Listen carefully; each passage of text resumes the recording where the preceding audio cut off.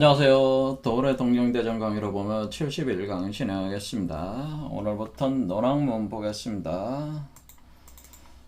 도울 선생의 그 연구 결과에 따르면은 그 논학문은 최수은 선생께서 그 1862년 임술년에 그 전라북도 이제는 남원에 오셔서 그 은저감에 계실 때 그때 용담유사의 그 권학가라는 걸 먼저 쓰시고 나서 그리고 그 동학론이라고 하는 걸 저술을 하시게 되는데 이거는 당시에 그 최순 선생께서는 자신이 펼치던 도를 무국대도로 이렇게 설명을 해 오시다가 워낙에 그 주변에 그 시기 질투하고 굉장히 그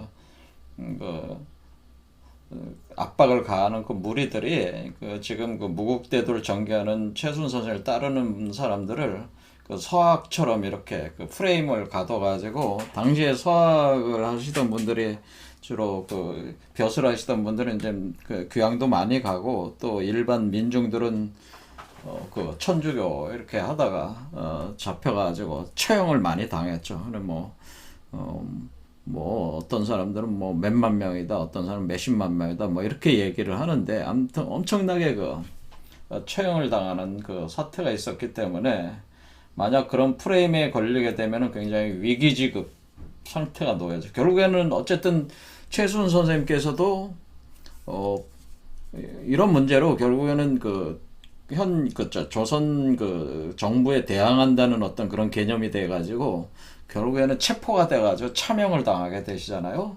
그러니까 그 정도로 지금 상황 자체가 그 압박을 당하고 있는 상황에서 자신이 서학이 아니라는 거를 그 논증을 하는 그 문서가 이것이 바로 동학론이라고 하는 거죠. 그래서 근데 이 동학론이 나중에 이제는 이 동경대전과 융담유사를 편찬을 이렇게 할 때에 이제는 무국대도로부터 이제 동학으로 이렇게 거의 규정이 되다 보니까 이제는 이 하나의 텍스트를 동학론이다 이렇게 하기는 너무 협소하니까 이걸 이름을 바꿔서 수록을 하자 그렇게 합의가 돼가지고 이 동학론이 논학문으로 이름을 바꿔서 바로 동경대전의 포동문 다음에 이것이 수록되게 된 것이다.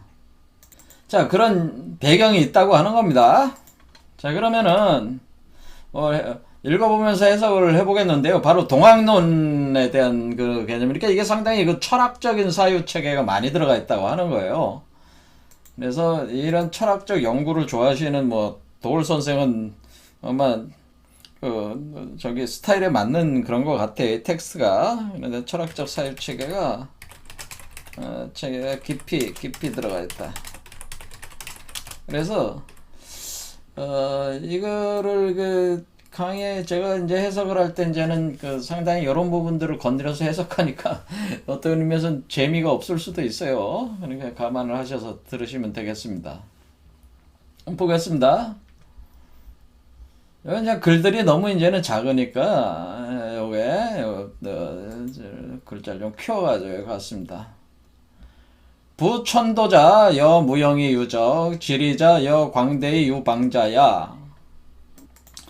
요거는 제가 뭐 해석을 하면은 그 부천도자라고 한 천도 무릇 천도라는 것은 무형이며 자취가 있는 것이고 있고 그리고 지리라고 하는 것은 바로 팽창 광대해지는 광대하는 것으로 그것은 방이 있는 것이다. 이렇게 하겠습니다. 저는 이렇게 해석을 하겠습니다. 저의 해석이다. 이럴 때 이제 방이라는 게 이제 모방자라면 방 이렇게 된다. 그래서 천묘구성 이용구주 지우팔방 이용팔계 이유영허 질대지수 무 동정 변역질이. 예. 자, 여기까지. 그래서 그런 거로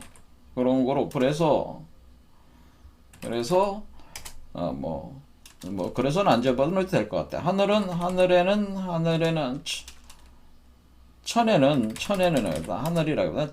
천에는 구성이 있어서 구주에 응하고, 그리고 땅에는, 그러니까 지혜는 팔방이 있어서 팔계에 응한다.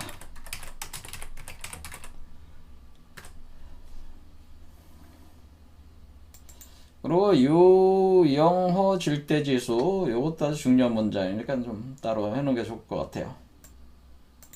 그래서 이렇게 바꿔서 유형, 그러니까 우리가 유의 세계는 유의 세계에는 영어 질대 지수 일대의 수리가 있으며 그리고 우리가 무에는 동정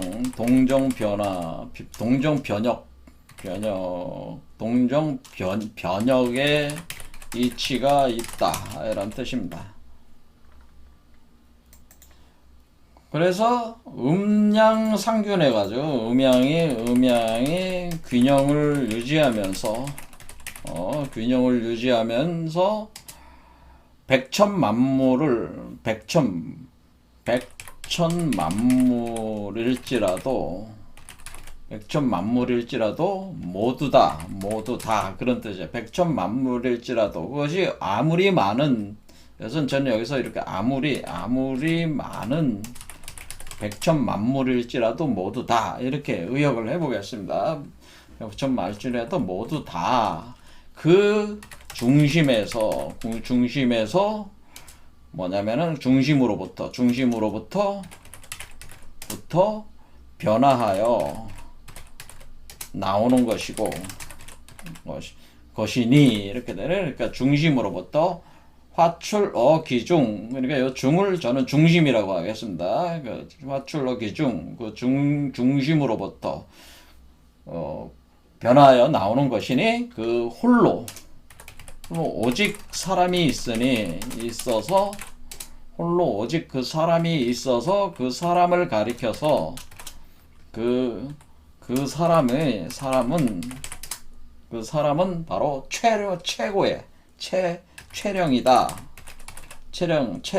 체령자다라고 하는 체령이다. 자다. 뭐 이렇게 해서 체령자다. 최고의 영이다. 최고의 영이다. 영자다라고 하는 신령스러운 존재다. 신령스러운 자다라기보다는 존재다라고 하는 신령스러운 영한 존재다. 이렇게 되네요. 그러니까 여기서 이제는 기존에 이제는 해석한 거하고 제가 이제 굉장히 차이가 나는 게 뭐냐면은, 기존에 이제는 해석하신 분들, 그러니까 도울 선생 같은 경우도 저하고 이제 많은 차이가 나는데, 일단 여기 보면은 유영어질대지수 무동정변역질이라고 하는 것, 여기에는 뭐라고 이렇게 해석하냐면 사람들이 차고 비고 서로 갈아드는 수는 있으나 동하고 정하고 변하고 바뀌는 이치는 없느니라, 이렇게 다 해석을 했단 말이에요. 차고 영어 지수, 영어 질대, 그러니까 영허라는 게 차고 비하고 서로 갈아든다. 수는 있으나, 그러니까 있다라는 얘기는 뭐 유와 물을 있고 없고 이렇게 표현돼. 그러니까 유와 물을 어떻게 했어요? 유와 물을 있고 없고라는 뜻으로 해서 번역했단 말이에요. 그러니까 여기서 유 영어 질대지수 물을 있다 없다로 번역했는데 그게 아니고 유의 세계에는 이렇게 해야 되는 게 맞단 말이에요. 유라고 하는 세계에서는, 유의 세계에서는 영어질대의 수리가 있고, 무의 세계에서는 동정변역의 이치가 있다. 이렇게 해야지 맞는다는 거예요. 그러니까 영어질대 수리는 있고 동정변역질리는 없다. 이렇게 하면 안 된다는 거예요. 그러면은 잘못된 거라는 거예요. 그래서 이거는 도올 선생도 저하고 이제 동일한 견해를 가지고 있어요. 이건 맞는 얘기예요. 이게 뭐냐면은 이렇게 하는 게 맞는 거지. 유의 세계라고 하는 것은 영어 질대의 수리가 있고 무의 세계에서는 동정 변역의 이치가 있다. 이것도 도올 선생이 명확하게 그 지점을 잡아서 얘기를 못했지만은 저는 이렇게 하는 게 정확하게 맞는 것이라는 게. 그렇죠. 그러니까 어쨌든 유의 세계에선 영어 질대의 수리라는 어떤 어, 변화, 이것도 변화가 있는데 어떤 그 질서 있는 변화가 있다고 하는 거죠. 여기는 질서 변화가 있다라고 하는 거고. 그러니까 이것은 일종의 이거를 변혁이라기보다는 이것은 교역이라고 하는 게 막혀서 그러니까 이게 교역 현상이 있는 것이고, 그리고 여기는 변혁하는 현상이 있다. 이렇게 무의 세계에서는 이렇게 있는 거기 때문에 이게 도대체 뭐냐라는 거를 봐야 된다네. 그 다음 또 결정적인 차이가 있는 게 뭐냐면은 수백천만물 화출러기 중 독유인 촬영자야. 이런 여기를 도울 선생이나 기존에 해석하신 분들은 다 이걸 어떻게 해석하고 있냐면은, 그러니까 비록 백천만물이 그 속에서 화에 나오지만은 오직 사람이 가장 신령한 것이다. 이렇게 해석을 했단 말이에요. 그러니까 이게 뭐냐면은 기존에 해석하신 분들은 거기서 비록 이 숫자를 비록으로 비촉 백천 만물이 변화 그 중에서 변화돼서 나오지만은 오직 사람만이 최고 영한 것이다. 자, 이런 해석도 뭐 그렇게 뭐 무난한 해석 같은데 왜 이 무난한 해석 같은데 저는 그렇게 해석을 하지 않고, 저는 뭐냐면은 비록 백천만물일지라도 전 그렇게 해석한다는. 그러니까 여기서 백천만물이라고 하는 것은 아무리 많은 그 만물이 여기서 있을지라도 그 만물이 생성돼 나오는 그 중심에는 그렇게 해석했다네. 그러니까 만물이 모든 백천만물일지라도 모두 그 중심으로부터 변화해 나오는데 그 나오는 것 중에 사람이 촬영한 것이 아니고, 그런 의미가 아니고요. 그래서 나오는 모든 그러니까 우리가 여기서 해석하시는 분들은 대금 뭐냐면은 백천만물 중에 사람이 있다. 그러니까 사람이라는 걸 뭘로 보는 거냐면 백천만물 중에 하나로서 사람을 보는 거잖아요. 기존의 해석은. 그렇죠. 백천만물. 그러니까 이 중으로부터 생에서 나오는 그 중으로부터 생에서, 그러니까 그 중이라기보다 뭐예요? 생에서 나오는 것들 중에, 그러니까 백천만물 중에 할 때 요 중도 뭐예요? 백천만물 중에 중으로 쓰고 있다는 거죠. 그렇죠. 백천만물 중에 그 백천만물 중에서 뭐야? 화출하고 있는 백천만물 중에서 오직 사람이 촬영한 것이다. 이렇게. 그 중에 백천만물 중에 하나인데 그게 그 중에서 사람이 촬영이다. 이런 표현을 쓰신 건데 그게 아니고요. 백천만물이 생하고 있는 그 중심이 있는데, 그런 뜻이라는. 그 백천만물이 생성되고 있는 그 중심에 오직 하나의 사람이 있다라고 하는 거예요. 그러니까 백천만물 중에 사람이 나오는 게 아니고 백천만물이 생하는 그 중심에 사람이 있다, 그런 뜻이란 얘기죠. 제게는 오직 그 한 사람이 있다라고 하는, 오직 한 사람이 있는데 한 사람이 있어서 그 사람이 최고의 영한 존재다, 그러는 거예요. 근데 이 사람을 뭐라고 하는 거냐라고 하는 거죠. 이 사람을. 그렇죠. 이 사람이, 그러니까 저는 이 얘기는 뭐냐, 우주를 창조하고 있는 주제자가 있다고 하고 저는 해석을 하는 거죠. 우주 창조의 주제자가 있다는 입장이고, 여기는 지금 기존의 해석들은 우주 창조 주제자라는 그거는 아예 생각을 안 하는 해석이다. 그러니까 이 최순 선생 말고 지금 천도교 해석이나 도울 선생의 해석은 우주의 근원적 중심에는 어떤 사람이 있는데 그 사람이 있어서 그 사람이 모든 만물을 생성하게 되는 주인이 있다고 저는 해석하는데, 그게 아닌 걸로 지금 하고 있으니까 이게 굉장히 엄청난 그 차이가 지금 발생하고 있는 겁니다. 해석의 차이가. 자, 그래서 이런 지점들이 굉장히 다른 지점이에요. 그러니까 이거 굉장히 중요한 지점이에요. 제가 볼 때는. 그러니까 여러분들이 제 강의를 들을 때 저의 입장과 이런 입장들을 비교해서 생각해 보면서 이렇게 강의를 들어야 되니까 좀 뭐야. 좀 여러분들이 이런 어떤 논리적 추산하고 이러는 걸 별로 좋아하지 않으시는 분들은 피곤하다 이렇게 생각하실 수도 있겠어요.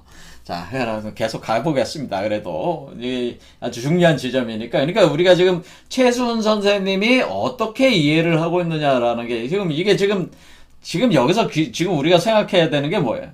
지금 우리가 최수훈 선생님의 마음을 알아야 된다고 하는 거죠. 제 말씀은. 그러니까 우리가 저의 해석이나 뭐 도울 선생의 해석이나 뭐 천도교 쪽에서 해석하는 게 중요한 게 아니고 정말 최수훈 선생이 이 글에서 뭘 말하고자 하는 거냐와 그런 걸 생각하면서 이 글을 해석을 해봐야 되는데 제가 볼 때는 최수훈 선생님이 이 글을 쓰실 때는 제가 생각하는 이런 식의 그 개념을 가지고 마음에 두고 이렇게 이 글을 쓰셨다. 저는 그렇게 생각을 한다고 하는 거죠. 그런 점들을 생각을 해보시면서 얘기하면은 오히려 더 명확하게 최수훈 선생님의 그 어떤 그거를 좀 더 이해할 수 있는, 무국대도를 이해할 수 있는 어떤 그런 것이 될 수 있겠습니다. 자, 이 한 문장이 첫 번째 구절 한 문장인데, 이 한 문장의 실로 오묘하고 어마어마한 내용들이 들어가 있어가지고, 이걸 여러분들한테 설명하기가 굉장히 어렵지만은, 들어가 본다. 그 얘기예요. 자, 해볼까요? 자, 그러면은, 우리가 이제는 최수훈 선생님께서는 아마 유학자니까, 유학을 공부를 하셔가지고, 이제는 우주의 어떤 그런 생성, 창조에 대한 어떤 그런 것들을 유학적인 관점에서 이렇게 전개한 논리라고 하는 그것이 태극도라고 하는 게 있어요. 태극도라는 게 있으니까 그거 하면서 그거의 기준에서 이렇게 보자 그 얘기죠. 자, 이 태극도라고 하는 것은 이렇게 생겼는데 원래 이게 이제 거꾸로 뒤집어져 있는 걸 제가 다시 거꾸로 이렇게 뒤집어 놨습니다. 이렇게 나서 밑에서부터 위로 올라가는 걸로 이렇게 보는 걸로 이렇게 해놨는데 이 태극도라고 하는 거는 뭐냐면은 이게 지금 우주의 우주 생성에 대한 그러니까 이게 뭐냐면은 지금 이거는 우주 생성에 대한 것으로서 요 내용이 이렇게 그림으로 그려져 있는 건데, 이 그림을 이해하는 게 사실 성리학의 어떤 핵심을 이해하는데 굉장히 중요한 요소예요. 이게, 그러니까 성리학의 출발을 보면은, 그러니까 이 태극도라고 하는 것이 발견이 되면서, 이 주염계라는 사람이 태극도를 해설하게 되는데, 그걸 태극도설이라고 하는, 주염계의 태극도설. 그리고 주염계의 제자의 제자가 주자란 말이에요. 그래서 주자가 성리학을 만들 때에 이 태극도서를 적극적으로 채용을 해서 영향을 받아가지고 성리학에 있어서의 우주론을 이제 전개를 하면서 인간의 심성론과 연결을 시켜가지고 자신의 성리학 체계를 만든 거기 때문에 이게 굉장히 중요하죠.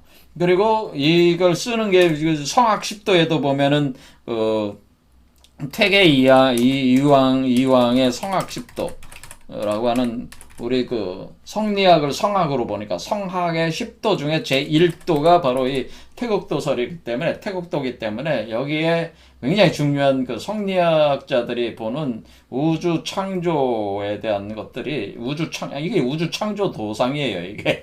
그러니까 이게 굉장히 중요하죠. 자, 여기에서 이제는 개념들이 나오는 건데, 자, 그런데 우리는 생각을 해봐야 될 게 이런 것들이 우리가 주자학자들이라는 게 성리학자들, 유교학자들이 이런 담론들을 이렇게 하는 우주 생성론에 대한 담론들이 과연 오늘날에 있어서도 과연 의미 있는 담론이었냐에 대해서 우리는 생각을 해봐야 된다고 하는 거예요.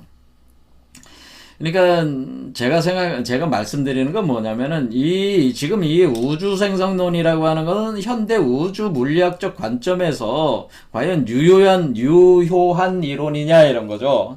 그러니까 우리가 현대 우주 물리학과 물리학과 비교하면 여전히 유용한 우주론이냐 이런 것들을 보고 이게 해야 되는 거 아닙니까? 이거 아무 쓸모도 없는데 이거 연구를 해봐야 무슨 소용이 있어요. 그렇잖아요. 뭐 현대 우주 어쨌건 현대 우주 물리학이라고 하는 것은 그 현대 그 물리학 그 상대성 이론이나 양자역학 같은 것들은 이제는 그 동원이 돼가지고 하는 거잖아요. 근데 양자역학이나 그 상대성 이론은 실제로 현실에서 검증이 돼가지고 각종 그 현대 과학기술 문명에 지금 실제로 실증적 어떤 결과들을 내고 있잖아요. 그건 분명한 사실이잖아요. 그런데 만약에 그런 것과 그런 것들이 그러니까 거기서 전개되는 그 우주론과 이 태극도설이라는 것이 그냥 허황된 아무 무의미한 거라면은 이런 거 배울 필요가 뭐가 있어요. 그냥 뭐 주작이 이게 주작이라 성리학이라는 게 이런 거에 토대를 두고 있는 건데 이게 그냥 헛소리고 뻥뻥이다 치면 이거 배울 필요가 없는 거란 말이야. 제가 생각할 때도 이게 무슨 의미가 있어 이게 뭐 이따위 논리라고 있어 이런 식의 생각을 할 수밖에 없는 거 아니겠어요? 그러니까 우리는 제가 생각하는 건 반드시 우리가 이제는 그 현대 우주 물리학이라고는 실증적인 이 과학이라는 거와 우리가 이제는 기존의 이 성리학에서 얘기하는 이런 개념들을 이렇게 상호 검증 비교를 통해 가지고 우리가 건질 수 있는 걸 건져야 된다고 하는 거죠. 제 얘기는. 그게 아주 중요한 요소라는 게. 그러니까 이게 최순 선생님도 지금 유학자로서 이 태극도를 공부하신 분인데 거기서 나오는 거라면 모든 사고들이 지금 다. 그런데 이게 다 허황된 논리라면은 지금 최순 선생이 하는 것도 다 허황된 거 아니에요. 그러니까 이게 연구를 안 할 수가 없는 거죠, 이게. 자, 그래서 현대 우주 물리학과 이 태극도의 이런 개념들을 한번 비교를 하는 시간을 갖자, 갖자. 그게 이제는 여기 첫 번째 문장, 요거와 이제 연결이 돼가지고 진행을 해보겠습니다. 자, 현대 우주 물리학에 있어서 그러면은 여기서 보면은 우주 창조가 우리가 볼 때는 무국이 태극이다. 여기가 우주의 창조. 요 무국이 태극이라는 이 문자, 이 글자. 무국이 태극이라고 할 때 태극도설의 주연계가 무국이 태극이다. 이 도상을 보고 이런 해석을 해놨단 말이에요. 무국이 태극이다. 그럼 무국이 태극이라고 하는 것이 현대 우주 물리학에서 어떻게 이해될 수 있느냐라고 하는 걸 본다. 자, 그러면은 우리가 현대 우주 물리학에서 이런 무국이 태극이라는 개념이 그대로 쓰고 있느냐, 동일한 개념이냐라는 걸 보는 거죠. 그러니까 무국이라는 건 무라는 얘기야, 말 그대로. 이게 무라고 무국이라는 얘기가 지금 뭐예요? 무국이라는 얘기가 여기서 나오는 무의 세계가 무국의 세계 아니에요. 무의 세계는 동정 변혁의 이치가 있다. 근데 무의 세계는 동정 변혁의 이치가 있다고 할 때 이것은 바로 이 태극도설을 가리키는 거란 말이에요. 이게 동정변혁의 이치란 말이에요. 그리고 그 뒤에 또 문장들이 오행이 나오고 만물이 생성되는 이론으로 지금 그 뒤에 또 우리 최순 선생의 그 밑에가 고3재질이 3재가 있어서 오행이 나오고 거기서 오행이 있어가지고 오행이 어쩌고 저쩌고 쭉 나가시기 때문에 결국 여기서 지금 무국이 태극이로부터 음중량으로 3으로 나간 뒤에 오행으로 나간 뒤에 그러니까 3제가 되고 오행으로 나가는 이 흐름 자체가 지금 이 글에서 다 써 있는 거란 말이에요. 그러겠죠. 그러니까 이게 이 태극도설과 현대 우주물리학과 연결해서 우주론적으로 이거를 봐야 되는 게 굉장히 중요한 요소라고 하는 거예요. 그럴 때 우리가 무국이 태극이라고 할 때 무국은 무라는 뜻이에요. 무. 자, 태극이라는 건 씨앗이라는 뜻이잖아요. 그래서 씨앗이다. 그러면은 우리가 이런 이론이 현대 우주물리학에서도 그대로 본격적으로 쓰기 시작하고 있다고 하는 거예요. 그것이 이제는 뭐냐면은 알렉산더 빌랭킨이라는 분이 뭐라고 이렇게 얘기를 하게 되냐면 1982년에 우주가 양자적으로 무에서 창조될 수 있다는 이론을 제안했는데 1982년에 나온 이론입니다. 아주 이분이 유명하신 분인데 이건 뭐냐면 우주라고 하는 것은 이 우주가 무의 무한 에너지를 담고 있는 중력점, 중력에 의해서 이렇게 갇혀있는 어떤 지점으로부터 요동치는 양자장의 바다에서 하나의 우주의 씨앗이 만들어지면서 그걸 인플라톤이라고 하는 만들어지면서 그것이 그 빛의 확장을 통해 가지고 물질로 이렇게 변화하면서 우주가 생성이 된다. 그런 이론들을 만들었습니다. 그러니까 이 무라고 하는 것, 우리가 무라고 하는 것은 크기가 제로, 시공간이 제로, 물질이 제로인 이 상태에서, 그러니까 크게 시공간 물질이 제로인 상태에서 양자 터널링이라는 과정을 통해서 우주가 창조된다. 그럴 때 그 양자 터널링이 거기서 하나의 그 인플라톤이라는 우주의 씨앗이 그 우주의 우물의 깊이를 장벽을, 우물 장벽을 뛰어넘으면서 통과해 나오면서 확률적 과정을 거쳐 통과해 나오면서 우주가 창조된다고 하는 거예요. 이런 이론을 이제는 나와서 이런 것이 이제는 많이 수용이 지금 되고 있다. 그러니까 지금 무국이 태극이라는 개념을 누가 지금 얘기하고 있는 거예요? 무국이 태극이라는 개념. 그러니까 우리가 알렉산더 빌랭킨이라는 이 분이 무국이 태극이다라는 우리 태극 도설의 그 개념을 그대로 여기에 가져온 거죠. 이분이 가져온 것 같다기보단 이분이 전개한 게 알렉산더 빌랭킨이 우리가 보면은 무국이 태극이다. 무국이 태극이라는 개념이 그대로 여기 담겨져 있다. 그런 얘기입니다. 그래서 여기서 요 내용이 그럼 다 설명해주세요. 들어가면은 너무 또 시간이 많이 지나니까 가겠습니다. 자, 그래서 우리가 우주라고 하는 것은 우리가 현대 우주 물리학에서 우주는 빅뱅으로 인해서 창조가 됐는데, 빅뱅이라고 하는 이론이죠. 빅뱅이라고 하는 이론이 있는데, 빅뱅은 그냥 빅뱅이 아니고, 인플레이션 빅뱅이라고 합니다. 인플레이션이라는 게 이게 창조가 될 때 급격한 변화를 겪었다는 게 초기 단계에서. 그러니까 이렇게 선형적으로 쭉 가는 게 아니라 확 변하고 쭉 갔다는 거예요. 확 쭉. 이거 뭐예요? 확 쭉 이렇게 가는 거는 그냥 이렇게 쭉 간 게 아니고 확 쭉 이렇게 그렇죠. 이렇게 이게 한번 이렇게 확 변하는 게 인플레이션 빅뱅.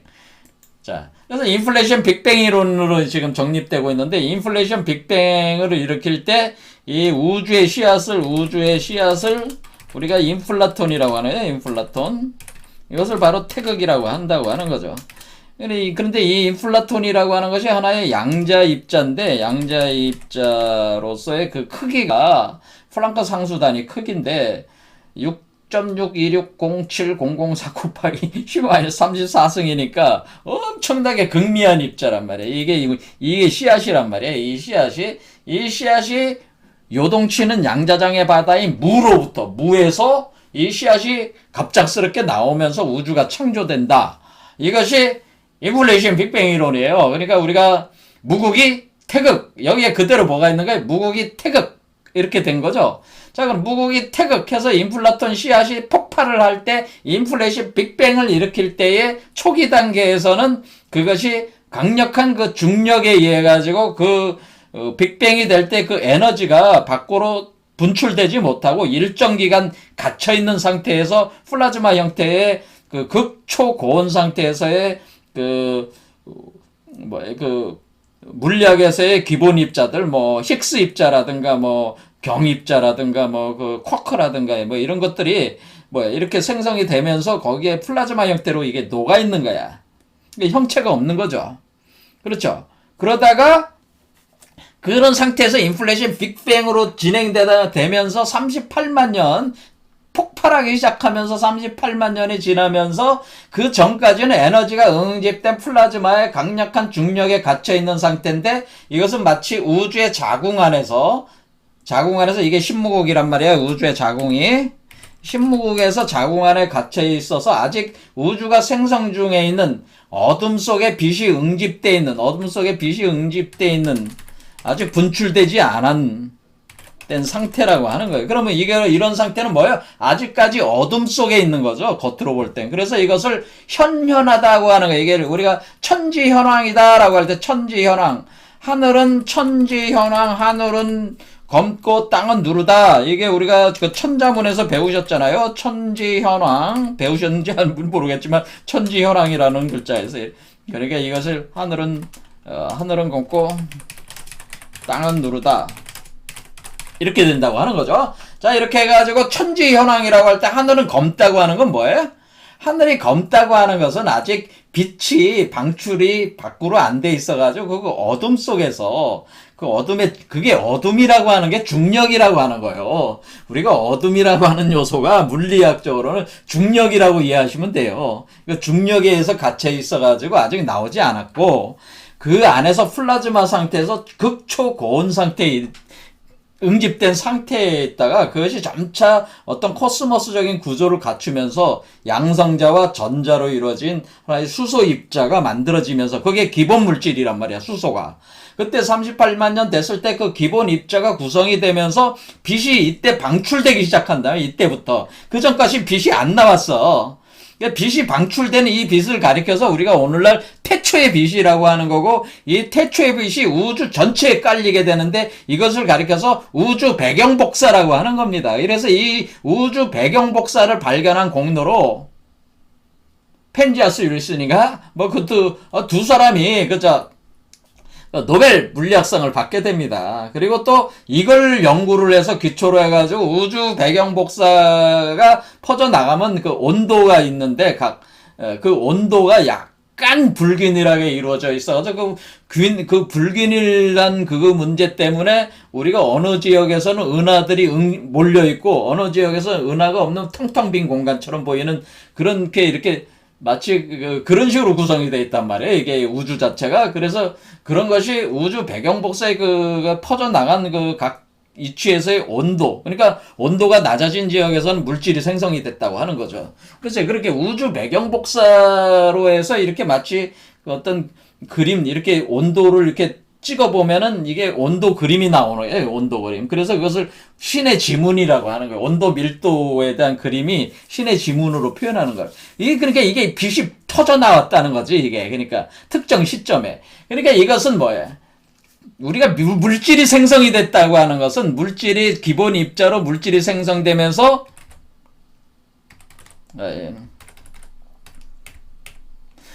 물질이 생성되면 시공간이 생성된 게 시공간이 나오는 거죠. 시공간이 나오고 시공간이 생성돼서 빛이 방출하는 거죠. 그러면 지금 우주가 지금 어떻게 돼? 우주가 지금 빛이 방출된 그 초기에 방출된 빛이 계속 지금 확장하고 있는데 끝이 없는 빛의 속도로 우주의 끝이 지금 빛의 속도로 계속 팽창하고 있다는 게 뭐예요? 그게 광대하다는, 그게 광대라는 현상이라는 거죠. 여기서 지금 우리가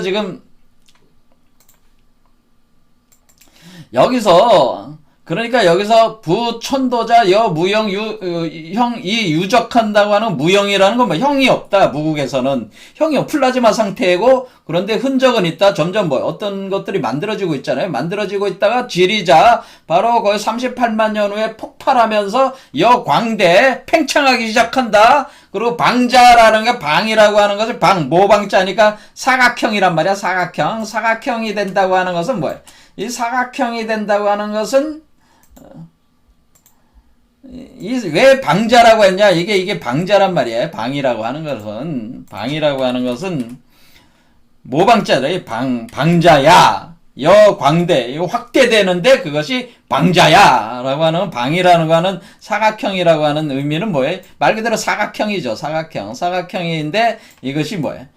동서남북 방위가 생기고, 그리고 추나 추동, 그러니까 이렇게 네 개의 그 구조로 쪼개지는 개념으로 이렇게 시공간, 이게 뭐예요? 시공간 구조가 구성된다고 하는 게 바로 이 방이라는 의미라. 그리고 또 물질 구조도 어때요? 물질 구조도 물질들이 이렇게 착착착착 쌓아 올려가는 것과 같이, 기본 입자들을 쌓아 올려는 것과 같이 이렇게 구성이 돼 나가기 때문에, 그러니까 이것이 그 벽돌을 마치 쌓아 올리듯이 이렇게 되는 거기 때문에, 그래서 또 방이라고 하는 겁니다. 방이라는 의미가. 자, 그러니까 물질의 만물의 형상의 기본 구조가 방이요. 그리고 동서남북, 추나 추동, 이 시간을 나눌 때에 그걸 네 개로 나누니까 방이요. 이런 식의 방이라는 개념을 가지고 이것을 이제 표현을 해준다는 거죠. 그래서 우리가 이제 현대 우주 물리학으로 볼 때 초기 우주 생성 과정은 빅뱅 급팽창 과정, 인플레이션 빅뱅을 일으킬 때에 그 하나의 인플라톤이 만들어질 때 그게 무국에서 무국이 태극. 그러니까 무국이 태극이라고 하는 이 말 자체가 현대 우주 물리학에서 그대로 똑같이 쓰고 있는 개념이라는 거죠. 이게. 그래서 이것을 그러니까 성리학에서 쓰는 무국이 태극 도설의 무국이 태극. 이게 그러니까 이 빅뱅이 무국이 태극이요. 여러분, 빅뱅이 무국이 태극이에요. 그럼 무국이 태극 해가지고 빅뱅 일으키면 하늘이 먼저 생성이 되잖아. 하늘. 그런데 어둠 속에 갇혀 있으니까 천지 현황이니까 어둠이야. 어둠 속에 아직 안에 있잖아요. 그 다음에 땅으로 나올 때 38만 년 후에 여기 기준으로 해서 우주 배경 복사가 방출되는 거예요. 빛이 방출되니까 이 빛이 어떻게 지금도 우주가 팽창하고 있잖아요. 그렇죠. 팽창, 광대해진다. 그렇죠. 그리고 기본 입자가 생성이 되고 이 기본 입자를 중심으로 해서 착착착착 쌓아지는 거 아니에요. 이러니까 방향으로 해서 동서남북 그 추나 추동 이렇게 시공간이 생성이 된다는 거죠. 그러니까 요 38만 년을 기준으로 해서 코스모스 시공간 또는 만물의 그 형상이 이때부터 이제 만들어지는 거죠. 그렇죠. 그러니까 이 땅이라고 하는 여기 표현이 그런 개념이래. 그러면서 광대해지고 있잖아요. 그래서 이렇게 광대해지는, 그러니까 이 광이라고 하는 한자, 광대하다. 이렇게 이 글자를 쓰잖아요. 그러니까 이때 요게, 요 광대라는 한자 자체가 이게 어떤 의미를 따요. 이 광자를 보면은, 네,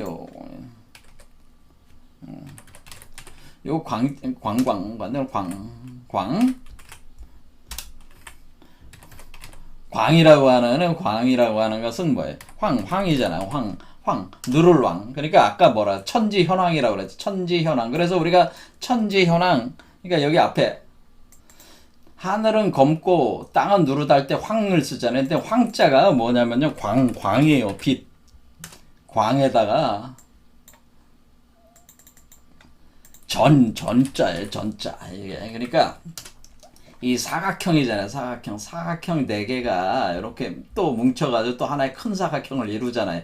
이렇게 쌓아나가는 개념이라는 거죠. 이 네모라는 거를 이렇게 쌓아나가는 시공간이 만들어지고, 그 다음에 만물이 생성되는 거가 이렇게 밭을 읽어서 뭔가 만들어져 나가는 건데, 그게 따지고 보면 사각형들을 이렇게 쌓아나가는, 이게 그래 또 큰 사각형 만들고 큰 사각형을 또 만들면 그것도 쌓아나가고, 이런 식으로 쌓아나가는 개념의 그러면서 커진다는 거죠. 이게 광대. 이해가 되시죠? 그런데 그게 뭔 과정과 같이 빛에 의해서 진행된다고 하는 거죠. 빛이 확장되면서 광전해 나가는 게 커지는 그 과정이다. 이게 바로 이런 이치로 지금 진행된다고 하는 게, 우리가 광대라는 개념에 이미 뭐가 있는 거예요? 그러니까 우리가 여기 하고 있는 여기, 지리자는 광대의 유방자야 할 때 광대라는 말 안에 이미 방자가 들어가 있는 거죠. 방의 형태가 들어가 있는 거고, 지리라고 할 때 지리자 안에도 이미 밭전이 들어가 있잖아요. 그러니까 이렇게 방자가 들어가 있잖아요. 방이 들어가 있잖아요. 네모칸이 들어가 있는 이 개념으로 이치가 있어가지고 이것이 전개된다. 근데 이것은 뭐야? 지금 현대 우주 물리학에 있어서 무기 태극과 현대 우주 물리학의 알렉산더 빌랭킨이 지금 주장하고 있는, 이게 지금 많이 수용되고 있는 이 무에서 우주가 창조된다. 양자 요동에 의해 가지고, 양자 터널링 현상에 의해 가지고 무에서 유가 창조가 되는 그 우주가 만들어지는 그런 이치가 무기 태극 그거와 똑같다 이거예요.